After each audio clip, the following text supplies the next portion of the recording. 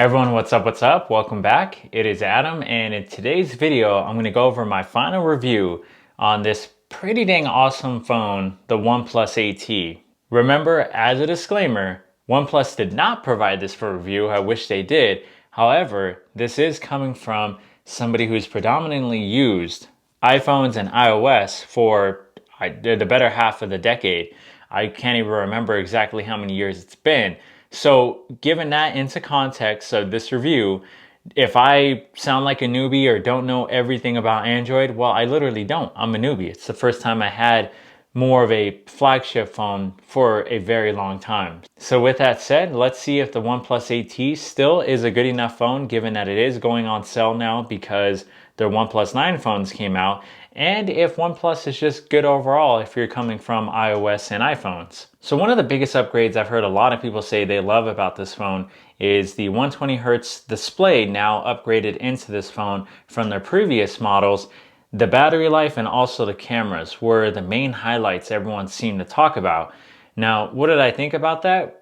Given that I never had any previous OnePlus phones, I thought it was just an awesome experience, period, to try out a phone that claimed to have really great battery life, really fast charging with their 65 watt, which is ridiculous charging speed, and also that 120Hz refresh rate. I am so not used to that coming from iPhones. That's double what iPhones are able to provide. Now keep in mind, on their own website, the OnePlus 8T sells for $599 now instead of that $749 price. So keep that in mind too with this review as well, that the price now is $599 as opposed to $749. Although I don't know what this means coming from iOS all the way as far as performance as a newbie, Snapdragon 865, 12 gigabytes of RAM, 256 gigabytes of storage, 4500 milliamp battery. For me, when I hear those specs, I'm not really thinking anything but, it just sounds like they put top tier specs into this phone. And if you haven't seen my first impressions of this phone, I'll have the link below on what I thought about the build quality, but I will touch base on this again. Metal frames and a glass plasticky back, and also just how it feels overall, especially with that flat display. Last Android phone that I had was the curved display of the S9, the Galaxy S9, just to show you how long ago it was since I had an Android phone as my daily driver. And I'm loving the flat display. I will never ever go back, especially after the new iPhone 12s with how flat that display is. I mean, flat. So let's go back to the display. When it comes to the display, man, I love that fingerprint sensor. That's so wild. Side story, I was at the coffee shop and I pulled this out and I was just checking a notification and I used that in front of the barista and everyone was freaking out about it. It's a trip. They never seen a phone like this, period. They never even heard of OnePlus. That just shows you that OnePlus still has a long way to go before they're sort of, I don't even know how to put this, a household name, I guess, kind of like Apple. So one of the biggest things I did notice is the 120Hz refresh rate above everything else, not the screen size and how big this phone is. As I said, I feel like the slim, narrow bezels and also how slim the phone feels in your hand, it didn't make you feel like it was a super gigantic phone. I mean, I don't have the biggest hands in the world, but look how easy it fits in my hand. So with that said, the refresh rate is the number one thing I noticed about the display, more than the resolution. The resolution, it's more than good enough. I mean, especially when you upgrade the resolution on watching YouTube videos, you can only go so far on a screen this size. I'm not really, it's not like I'm squinting because, oh my God, I noticed more pixels or something like that.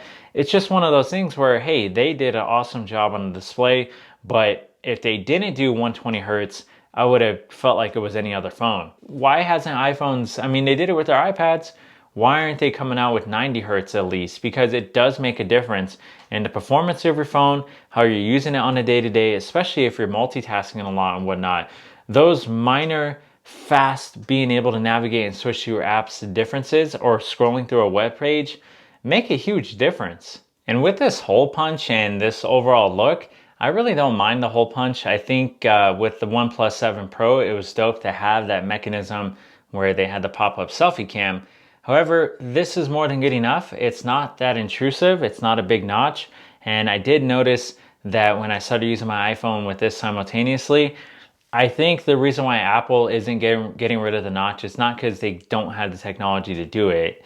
It's because you know it's an iPhone when you see that particular notch. Whereas with this, you look at that and it kind of, you think it might be a Samsung phone. You think it might be a Motorola phone because there's so many that do this.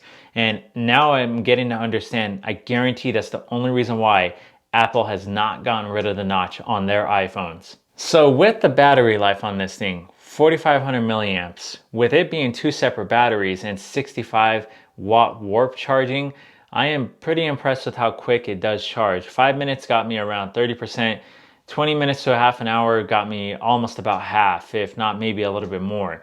I didn't time it 100%, but when I was paying attention to it throughout my workday, charging, and this is coming from going from dead and then charging it for those time limits.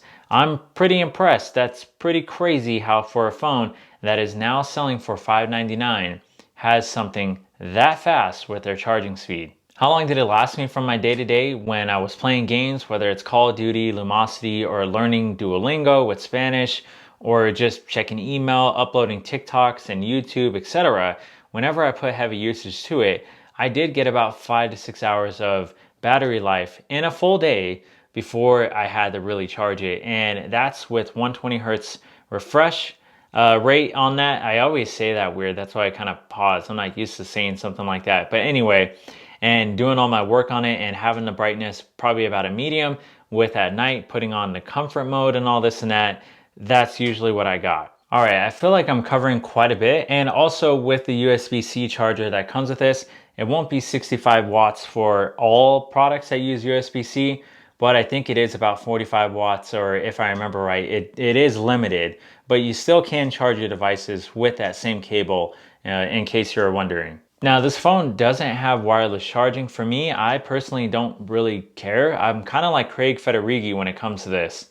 If you've seen my other videos when it comes to OnePlus, I like a lot of things about OnePlus, but with the cameras, oh man. All right, maybe it's not that bad. But when I look at this camera module and I'm thinking 48 megapixels, I'm thinking this is going to start to replace my DSLR or my Sony camera. Why so many megapixels when, although you can in the settings change from 12 to 48 with the main camera sensor. So people have to be conscious of that. They have to be aware of that, hey, make sure that your settings actually change to get as much megapixel resolution as possible. But I think OnePlus's main issue is software, because you look at this hardware and you're thinking, oh, so many flashes, so many cameras, it's bound, macro lens, wide angle, this and that, it's bound to outperform probably the iPhone. But in my opinion, it's not even close. But I will give them credit that they are shooting for versatility with this phone. And I don't want to be too harsh with their camera quality. It's just because of that promotion of we have so many megapixels with this phone that it just doesn't compute with their software. But I think the video quality is good enough. The photos are good enough no matter what lens I'm using, whether it's the ultra wide, the main sensor, or even the macro.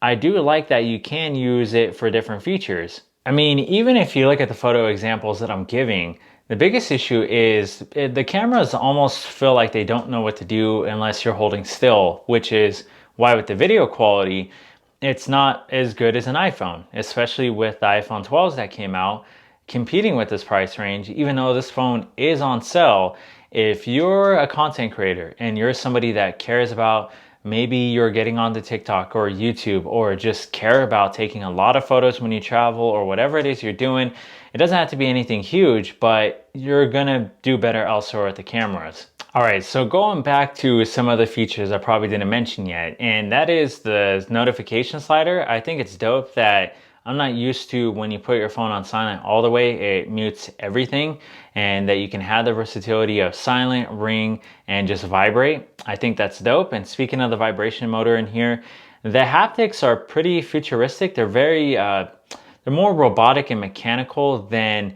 native and natural with like an iPhone. I literally just came up with that. I'm trying to really explain this the best I can, where I'm like, okay, it's not as natural in the hand as maybe an iPhone, but I think it's cool in its own right. I mean, it doesn't feel cheap. It doesn't make a weird noise or anything. And I like the way it sounds, oddly enough. The volume buttons and the lock button feel really good. Doesn't feel cheap. So I really don't have much to say as far as the functionality of the buttons.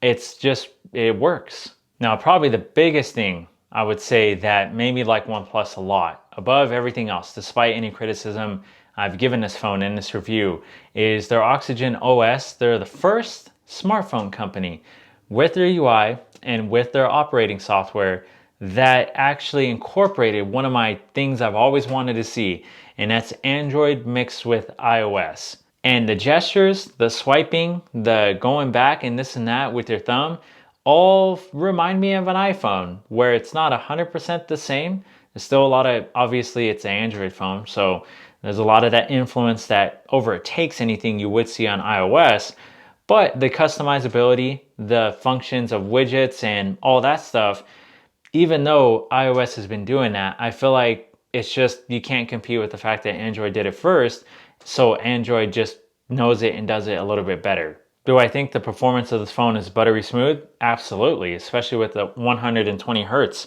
on the display. Feels really buttery smooth. Did I notice any lag with gaming or any issues multitasking or having multiple apps open?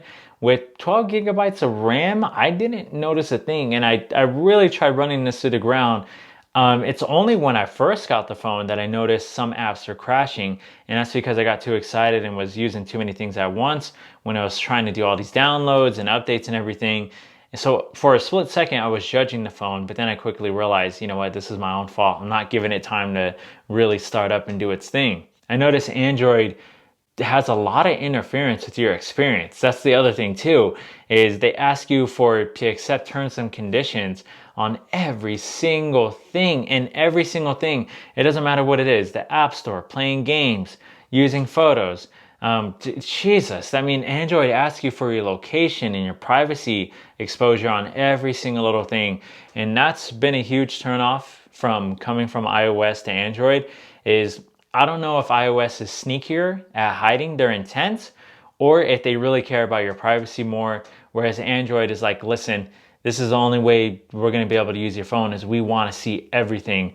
And that was a huge turnoff in the experience of using Android for the first time in a while. But I will say reading mode, Zen mode, a screen recorder in this phone, which I did not get with Samsung. I don't know if they have it now. All right, so how in the world do I even wrap this review up? There's so much to say still, especially coming from a newbie perspective. I would say this, being a newbie and coming from iOS for a long time now, if you're looking for best content creation phone and a camera, in my opinion, iPhone all day. iPhone 12 all day. Apps run better on there. They're better for content creation with TikTok, with uploading YouTube videos, with Snapchat, whatever it is you're doing. The camera quality is always going to be smoothest for video and better for photos than anything else. But if you want a good camera and a phone where you're coming to Android from iOS, OnePlus seems like that's what they're namely targeting the most. OnePlus seems to be trying to pull a lot of customers from Apple and that ecosystem the most. After having used this phone, that's honestly what I feel like that they're doing more than even Pixel, more than even Samsung, or even other phones that you can't get in the United States. So I have to say, after using this phone for a week, they got me. Now I want to try the OnePlus 9 and really try all the other phones. Even though I'm not a huge Android fan, but it is pretty nice to get into new tech and switch things up. There's just so many things to explain. I probably have to make another video on why I think it's dope to have iOS and Android. But for sure, I would say iMessage is what forever is always going to keep me with iOS, and the fact that Apple does it better with privacy over everybody else. So that's going to be it for this review. I hope this was helpful in a perspective from a newbie with Android, switching from iOS to Android, particularly with OnePlus. And if you think this phone is just good enough, period, after watching this review. So to good health, I hope all is well out there, and I'll see you on the next one.